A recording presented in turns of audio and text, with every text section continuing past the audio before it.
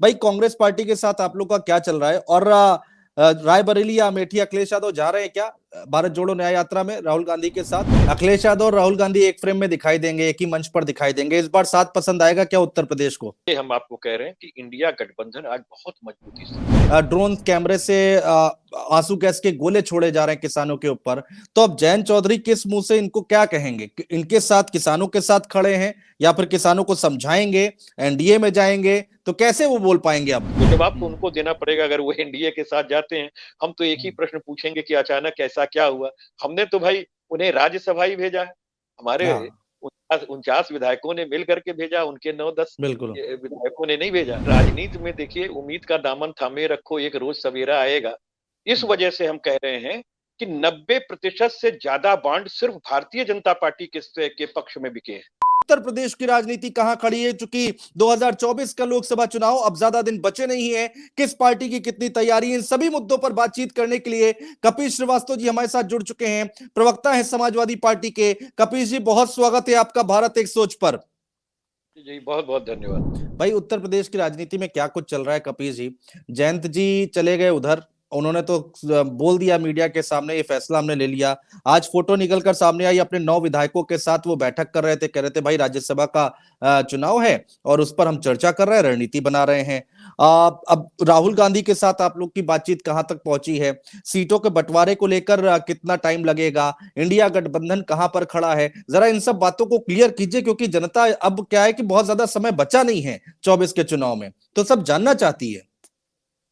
देखिए, समाजवादी पार्टी जब 2019 में बहन मायावती जी से गठबंधन की थी, हाँ। तो उस समय भी समाजवादी पार्टी ने वो गठबंधन नहीं तोड़ा था। हम्म। इसलिए कभी भी जब कोई चर्चा होती थी तो हम ये कहते थे कि भाई जिसने तोड़ा उससे पूछा जाना चाहिए। हम्म। और अभी भी हम तो ये कहते हैं कि राजनीति में देखिए, उम्मीद का दामन थामे रखो, एक रोज सवेरा आएगा। तो हम्म। उस सवेरे का इंतजार करना चाहिए जिसमें तानाशाह हटेगा। क्योंकि हाँ। आज अभी कुछ दिन पूर्व तक, यानी एक हफ्ते पूर्व तक, आपने देखा होगा कि रालोद हमारे कदमताल के साथ थी। हम्म। रालोद इस तानाशाह सरकार के विरुद्ध थी। किसान विरोधी सरकार से लेकर के हर तरीके का उन्होंने स्वयं इस बात को कहा है कि जो 3 कानून लेकर के आए, जो 700 किसान इन्होंने शहीद कराए, और हम्म। उसके बाद भी यू टर्न ले लिया सरकार ने, और उसके बाद भी आज तक ना किसान आयोग का गठन हुआ, ना हम्म। एमएसपी पे कोई गारंटी कानून आ गया, ना ही जो हम्म। है वो पशुओं, आवारा पशुओं को रोकने के लिए कोई टास्क फोर्स बनी। और हम्म। केवल सम्मान निधि दे करके आप किसानों का अपमान ही कर रहे हैं। 500 रुपए से कोई सम्मान नहीं होता है। क्योंकि हम्म। एक बोतल 20 रुपए की पानी की आती है, अगर 15 रुपए के हिसाब से लगा दिया जाए तो एक महीने हम्म। वो पानी नहीं पी सकता है, तो सम्मान किस बात का। तो हम्म। सबसे बड़ी चीज तो यही है कि किसानों को उनकी आप एमएसपी का गारंटी दे दो। और उनकी किसानों की जो बोरियों में से 5 किलो का अनाज आपने, 5 किलो की यूरिया आपने चोरी की, डीपीए चोरी की, उसको वापस करो। उसका हम्म। दाम न बढ़ाओ। जो आपने वादा किया था कि हम, उत्तर प्रदेश के अंदर इन्होंने एक बहुत तगड़ा वादा किया था कि हम आते ही हम्म। इनका बिजली का बिल माफ कर देंगे, प्रदेश वासियों की हाँ। बिजली का बिल हाफ कर देंगे। तो ये भी नहीं हुआ। तो ये जनता उनसे पूछेगी, और रालोद अगर उनके साथ जाती है, क्योंकि हम्म। हम अभी ये नहीं कह सकते हैं जब तक कोई आधिकारिक घोषणा ना हो जाए। हाँ, हम्म। आप लोग के माध्यम से जो चीजें संज्ञान में आ रही है, उसके आधार पर हमने अपनी बातें रखी हैं। हम समझते हैं हम्म। कि जयंत चौधरी जी अपने इस जो इस एनडीए सरकार के विरुद्ध एक हम्म। आंदोलन, जन आंदोलन छिड़ा हुआ है इस देश के अंदर, इस देश को बचाने का, लोकतंत्र बचाने का, संविधान बचाने का, क्योंकि ये सारी बातें वो कहते आए हैं। तो जवाब तो हम्म। उनको देना पड़ेगा अगर वो एनडीए के साथ जाते हैं। हम तो एक ही हम्म। प्रश्न पूछेंगे कि अचानक ऐसा क्या हुआ। हमने तो भाई उन्हें राज्यसभा ही भेजा है। हमारे हाँ, 49 विधायकों ने मिल करके भेजा, उनके 9-10 बिल्कुल। विधायकों ने नहीं भेजा। तो वो हाँ। आज हमारे राज्यसभा के सांसद भी हैं। और ये बात हम्म। अलग है, हम बिल्कुल कोई ये नहीं कहते हैं कि कोई एहसान समाजवादी पार्टी ने किया है। क्योंकि वो हम्म। हमारे साथी थे, इसलिए हमने दिल खोल करके उनका अभिवादन किया था, उनका स्वागत किया था।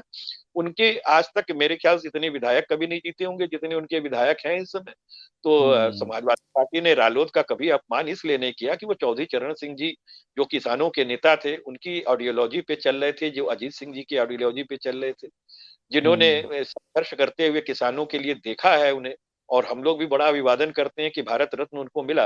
लेकिन उस हम्म। भारत रत्न की आड़ में कोई व्यापार नहीं होना चाहिए, समाजवादी पार्टी का मानना अच्छा, मैंने इसलिए जयंत चौधरी का सवाल पहले पूछ लिया कपिल जी कि अब देखिए आप शंभू बॉर्डर पर क्या हो रहा है, पंजाब हरियाणा बॉर्डर पर क्या हो रहा है, ड्रोन कैमरे से आंसू गैस के गोले छोड़े जा रहे हैं किसानों के ऊपर।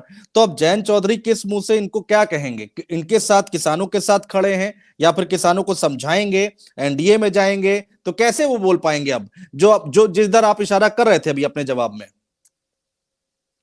देखिए, हम आज भी कहते हैं और करबद्ध निवेदन हमारी उन सबसे जिनको देश बचाने की लड़ाई लड़े, हाँ। जो हमारे साथ आए थे और जो लाए वो सबसे पहले गए।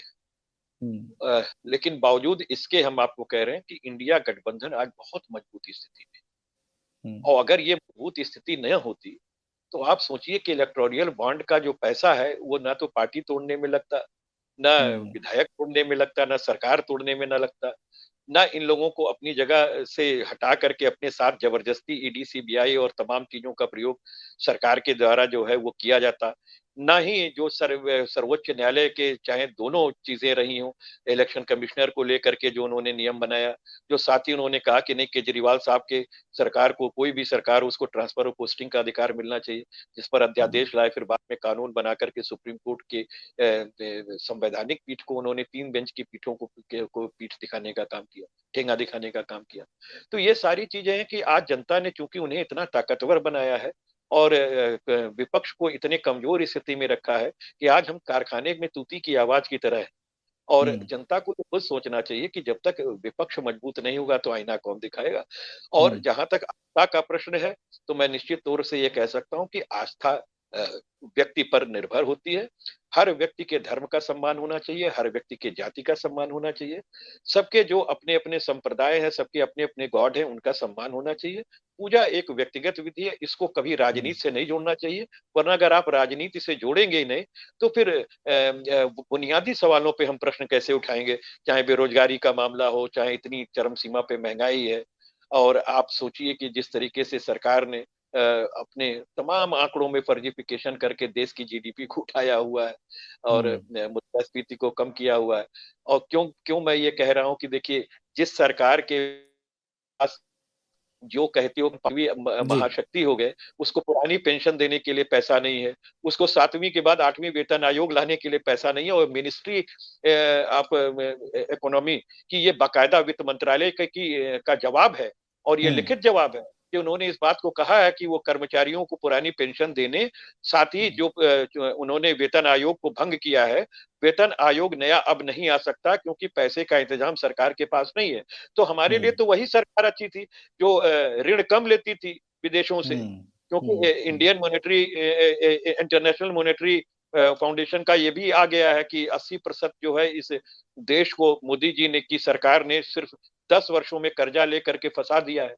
तो हाँ। 105 करोड़ रुपए 105 लाख करोड़ रुपए का ऋण जो मोदी सरकार ने इस हम्म। देश के ऊपर लादा है पिछले 10 वर्षों में, और पिछले 14 प्रधानमंत्रियों ने मिलकर, जिसमें अटल बिहारी जी की भी सरकार थी, मात्र 55 लाख करोड़ रुपया लादा। हम्म। और इंफ्रास्ट्रक्चर के नाम पे सब कुछ उन्होंने ही दिया, चाहे आप परमाणु भट्टियों का बात कर हम्म। लें या संयंत्रों का बात कर लें, एम्स की बात कर लें और इसरो की बात कर लें, डीआरडीओ की बात कर लें, हिंदुस्तान एरोनॉटिक्स लिमिटेड की बात कर लें, ऑर्डिनेंस फैक्ट्रियों की बात कर लें, यूनिवर्सिटीज की बात कर लें, एम्स की बात कर लें, आईआईटीज की बात कर लें, रुड़की की बात कर लें, एमएनआर की बात कर लें, हम्म। एसटी की बात कर लें, डीएसटी की बात कर लें, ये सब कुछ पुरानी सरकारों की देन है।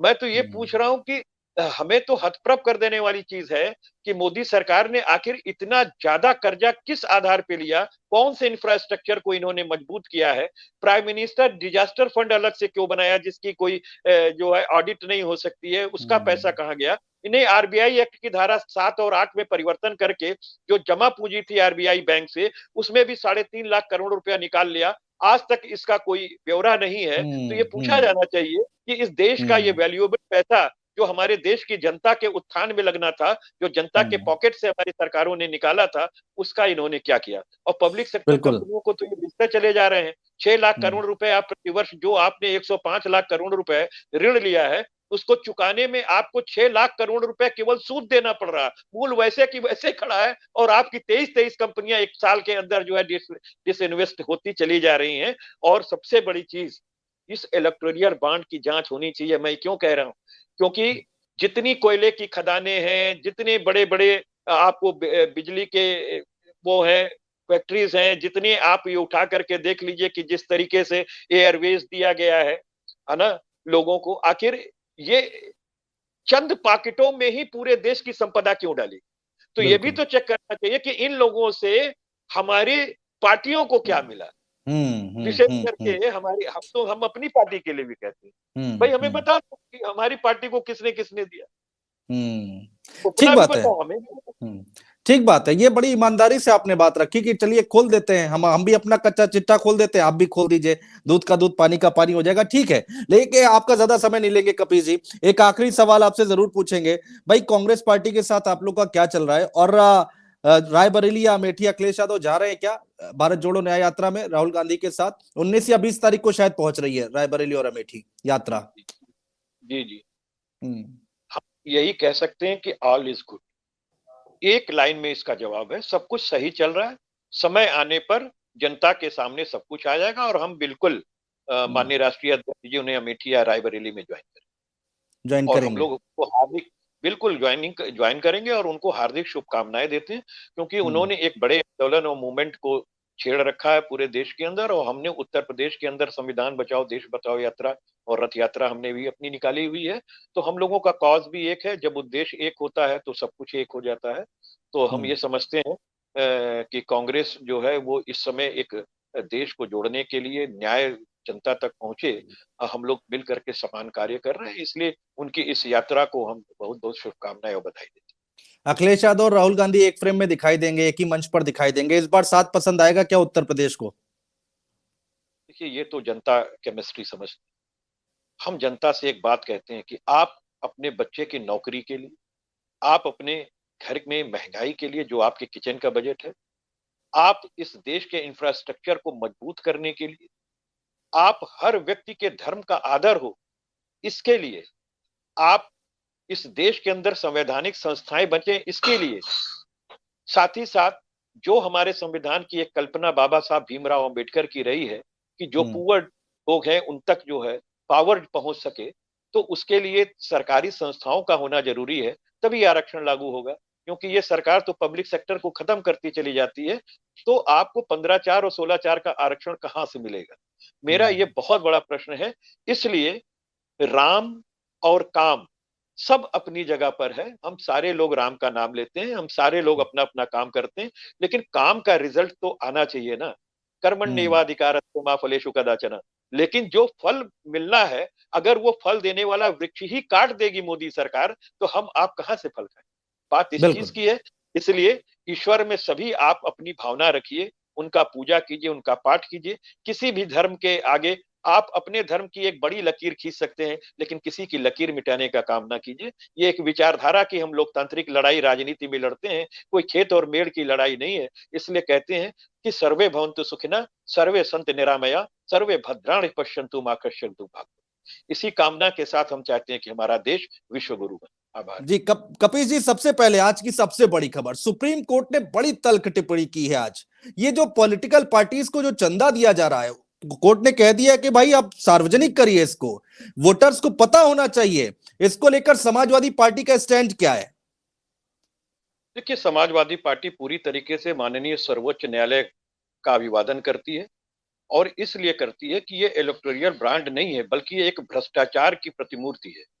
हम्म। और मैं ये क्यों कह रहा हूं, आप हमें दें या किसी को भी दें, चुनाव के अंदर शुचिता हो, इसके लिए आपको चुनाव के अंदर सुधार करने थे, तो आपको हम्म। अच्छी तरफ जाना चाहिए था। इन्होंने हम्म। ये किया कि अगर आप कोई कैश में देते हैं तो 20,000 रुपए तक अगर आप दे रहे हैं या चेक से आप दे रहे हैं, तो वो उसमें नाम, पिता का नाम, पता सब बताएंगे कि कौन दे रहा है, कहां दे रहा है।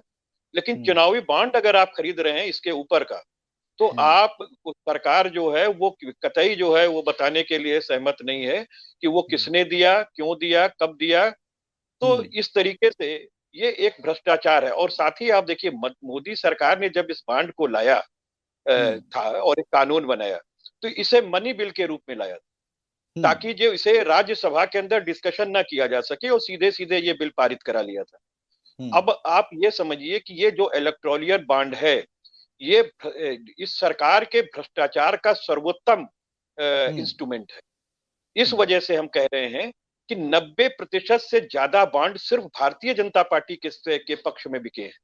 हम्म और भारतीय जनता पार्टी ने इन पैसों को, क्योंकि उसकी कोई ऑडिट नहीं हो सकती है, कोई हम्म बताया नहीं जा सकता कि किसने कहां से कितना पैसा दिया, हम्म, किसने कितने रुपए दिए, ये या कई सौ करोड़ में दिए तो भी नहीं बताया जा सकता है। और किन हाँ कंपनियों ने दिए, किस कारण से हम्म दिए, कब दिए, क्योंकि मान लीजिए किसी कंपनी को आप कोई ठेका दे रहे हैं और उसके हम्म प्रतिफल के स्वरूप वो चुनावी बॉन्ड ले रही है, तो इससे हम्म बड़ा भ्रष्टाचार क्या हो सकता है। तो इसी बिल्कुल तरीके से सरकार ने विधायकों को खरीदने फरोख्त करने, सरकारें गिराने के इस्तेमाल में जो पैसा हम्म यूज किया है वो हम्म इलेक्टोरियल बॉन्ड का पैसा है। और हम्म इसलिए हम लोग सुप्रीम कोर्ट के साथ खड़े हैं।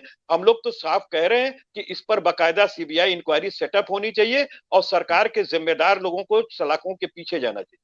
अब तो कपिल जी देखिए, दूध का दूध पानी का पानी हो जाएगा। आप चूंकि वकील भी हैं, अधिवक्ता भी हैं, तो आप अच्छे तरीके से हमें समझा पाएंगे आगे आप क्या हो सकता है इसमें। अब तो नाम सामने आ जाएगा, सब पता चल जाएगा किसने कितना दिया, या फिर अभी भी कोई पेच है? देखिए, अब पेंच सिर्फ ये है कि हम्म जो ये सरकार चल रही है, ये सरकार जो है ये तानाशाह सरकार। हम्म इस तरीके से जैसे कि इलेक्शन कमिश्नर की जब नियुक्ति होनी थी, तो उस समय माननीय सर्वोच्च न्यायालय ने यह तय किया था कि पारदर्शिता लोकतंत्र की अमूल धरोहर होती है। हम्म और इसलिए इसलिए इलेक्शन कमीशन की नियुक्ति के समय में एक नेता प्रतिपक्ष, प्रधानमंत्री जी, और साथ में हम्म तीसरा मुख्य न्यायमूर्ति शामिल होंगे, क्योंकि हम्म, वो माननीय न्यायालय के अंग है। तो इससे जी पारदर्शिता रहती। तो जब उन्होंने इस बात को कहा कि यस मैन की नियुक्ति नहीं कर सकती है कोई सरकार, और उन्होंने एक नियम बना दिया कि उसमें मुख्य न्यायमूर्ति भी शामिल होंगे, तो हम्म आदरणीय मोदी जी की सरकार ने उसके विरुद्ध जाकर के एक ऑर्डर पास किया, पहले अध्यादेश लाए और उसके बाद जो है वो जी उन्होंने कानून का स्वरूप बना दिया। तो अभी हम्म ये सरकार ये अत्याचार फिर कर सकती है, और इतने हम्म बड़े अपने भ्रष्टाचार को ढकने के लिए, क्योंकि जनता ने उसे शक्ति दी है, वो ध्वनि मत से पारित करा ले जाएगी। और अगर कोई ऐसा चुनावी ये अगर कोई अध्यादेश लेकर के आती है, क्योंकि अब तो संसद सत्र समाप्त है और बिल्कुल अध्यादेश के मार्फत कानून लाया जा सकता है, तो 6 महीने के लिए वो लाएगी और आगे फिर अगर जीत के आते हैं तो उसको कानून बनाएंगे। वरना तो फिर हम्म अगर हम लोगों की सरकार बनेगी तो हम लोग तो रंग राइट जितना भी हुआ है वो सब जनता के सामने पहले ही हम्म कैबिनेट बैठक के बाद लेकर आए जाएंगे। बहुत शुक्रिया, बहुत ईमानदारी से आपने अपनी बात रखी कपिल श्रीवास्तव जी। हमारे साथ जुड़ने के लिए, तमाम समय देने के लिए, बातचीत करने के लिए बहुत बहुत शुक्रिया आपका। धन्यवाद। आभार आपके चैनल।